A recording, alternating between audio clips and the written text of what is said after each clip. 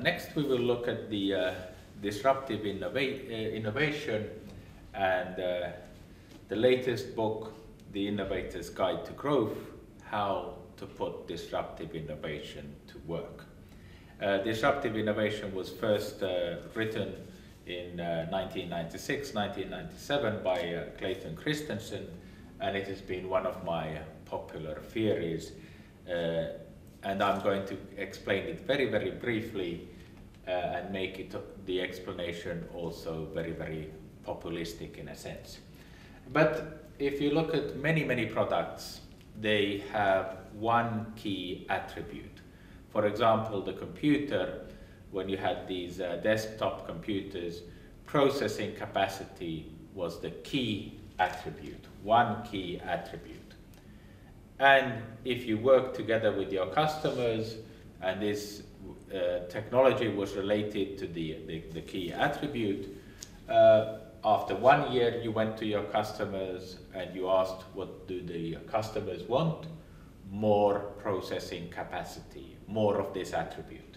So the customers get locked in to the continuously developing attribute from year to year.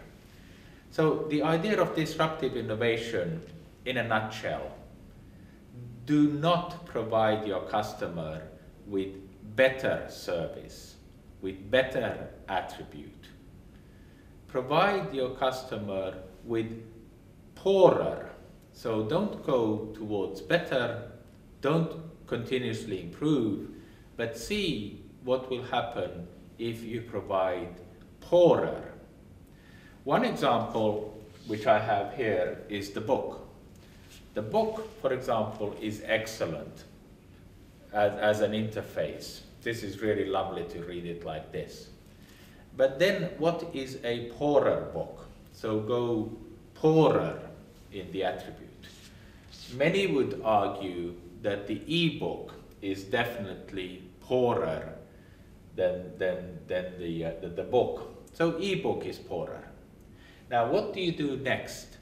You look at what new attributes this e-book possibly contains.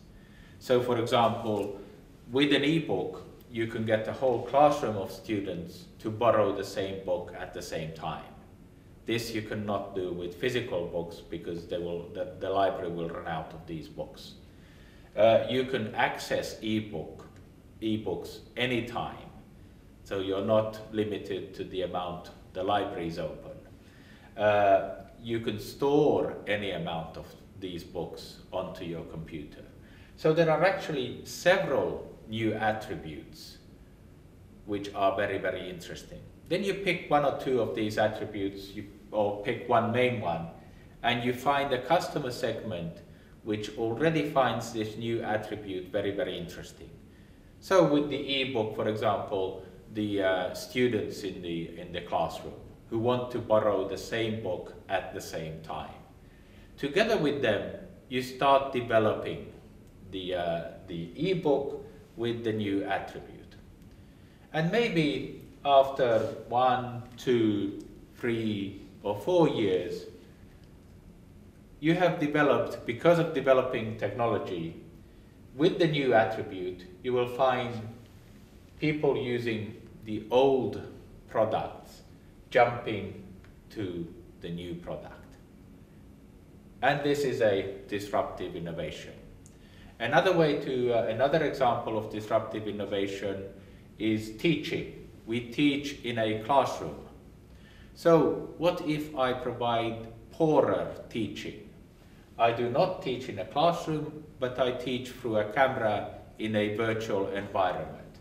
With this virtual environment, maybe it is poorer in the beginning, but when I start to develop it with a new attribute, for example, that this can be shared with as many, it is not limited to the classroom, but can be shared with many, then maybe after a few years, the students will change from a physical classroom to a virtual classroom. Disruptive innovation, very, very nice tool.